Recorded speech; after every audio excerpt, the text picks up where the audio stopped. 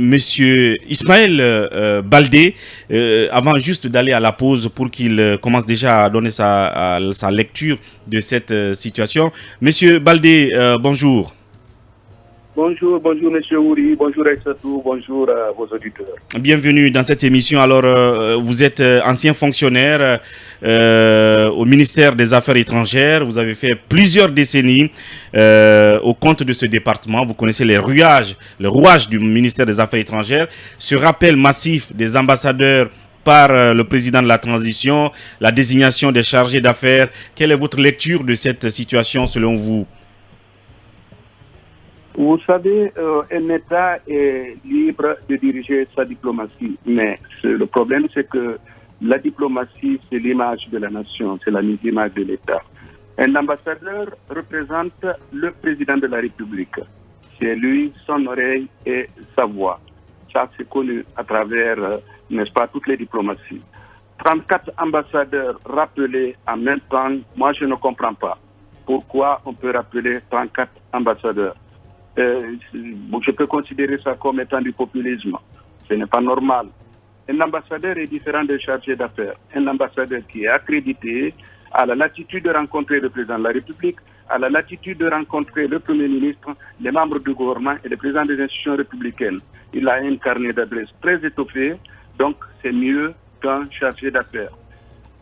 Présentement, comme l'a dit Aïssatou, c'est vrai, on ne peut pas, et nous sommes exclus pratiquement de toutes les instances des institutions internationales, telles que les instances sous-régionales, la CEDEAO, l'Union africaine et autres, d'accord. Mais les pays accréditaires n'ont pas demandé le départ de nos ambassadeurs.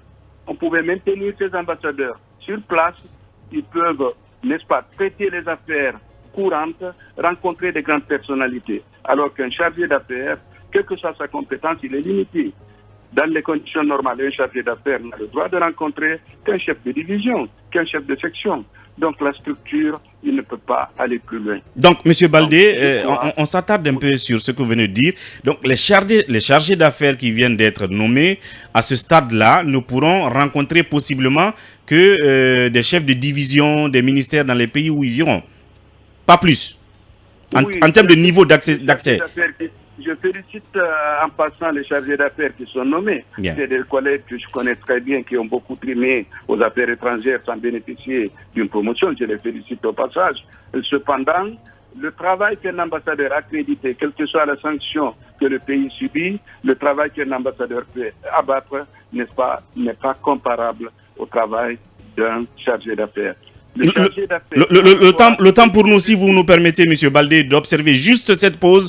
On va aller vers les infos derrière. Nous vous reprendrons pour continuer. Vous avez plus de 20 ans à votre compteur comme travailleur de ce côté. Oui, pour terminer votre lecture sur cette démarche, cette décision-là, vous disiez tout à l'heure que les chargés d'affaires qui sont partis, en termes de niveau d'accréditation ou de niveau d'accès, ne pourront pas forcément même rencontrer les ministres d'affaires étrangères des pays de leur résidence.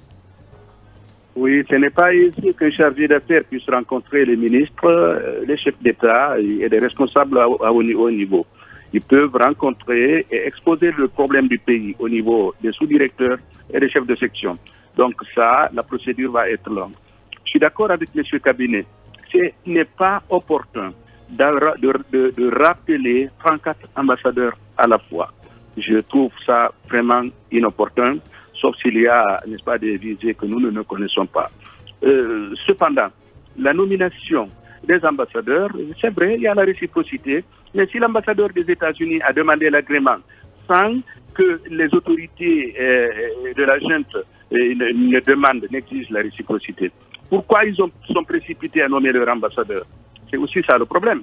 On peut actuellement demander la nomination d'un ambassadeur et que l'Amérique refuse d'agréer la nomination de l'ambassadeur. Exactement ça. Et si le gouvernement guinéen, n'est-ce pas, n'est pas satisfait, il ne peut pas demander faire de l'ambassadeur américain un persona non grata.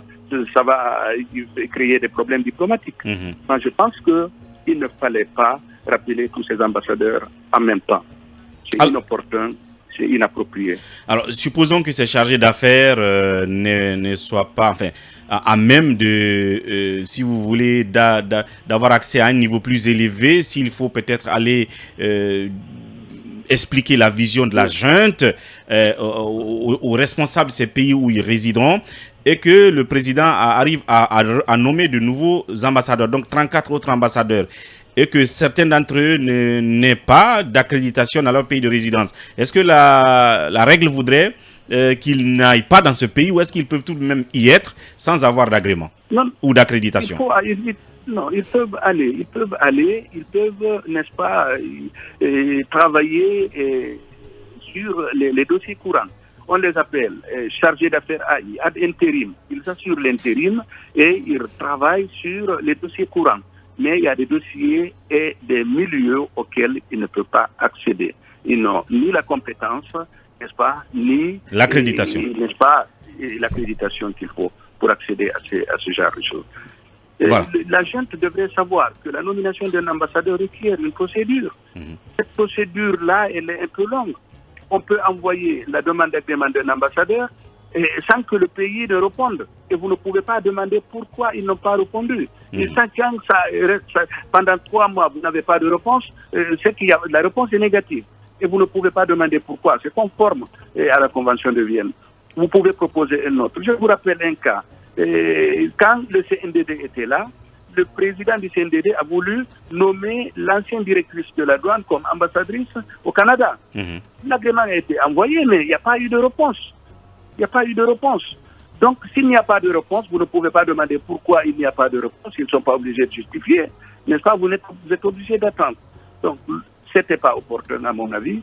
Et comme l'a dit Mme Makale Camara, ministre des Affaires civiles des Affaires étrangères, ce n'est pas opportun de rappeler 34 ambassadeurs. On pouvait les maintenir, n'est-ce pas? Ils ont des carnets d'adresses étoffés, ils ont accès ils ont l'accréditation nécessaire pour accéder à n'importe quelle personnalité, à l'informel ou de façon formelle. Alors, dernière question, M. Baldé, nous avons fini avec ce rappel des ambassadeurs. Est-ce que vous avez un regard particulier, peut-être critique, actuellement, sur le déploiement du protocole d'État, parce que c'est des sujets qu'on a développés avec vous précédemment dans cette émission. Peut-être que vous voyez à la télé plusieurs cérémonies qui se passent actuellement, les mouvements du président de la République. Est-ce que vous pensez que le protocole d'État est respecté ou encore continue à être bafoué? Non, je crois qu'ils sont en train de s'accommoder. Ils sont en train de s'accommoder. Le directeur du protocole d'État connaît bien les affaires étrangères parce qu'il a travaillé. Il connaît les cadres qui sont là-bas. Et le guide du protocole, il l'a également. Donc, je crois que maintenant, ça commence à s'améliorer. Je le félicite au passage. Et je crois qu'il va encore améliorer davantage en déployant des cadres des affaires étrangères qui ont la compétence à ses côtés à la présidence. Ils pourront mieux améliorer l'organisation des cérémonies et des visites officielles. Et vous continuez à dire que le guide du protocole d'État est caduc en Guinée et qu'il faut l'actualiser, ce qui n'est pas encore fait? Non, naturellement, il faut l'actualiser, mais ce qui est là-bas est universel. Pratiquement, l'accommodation n'est pas difficile. Donc, c'est pratiquement dans la préséance seulement qu'il y a des structures qui n'existent plus, mais le reste, c'est universel. Ça fonctionne comme ça. Merci, Monsieur Ismaël Baldé, pour votre temps. À la prochaine fois pour une autre émission. Merci beaucoup. Je vous en prie.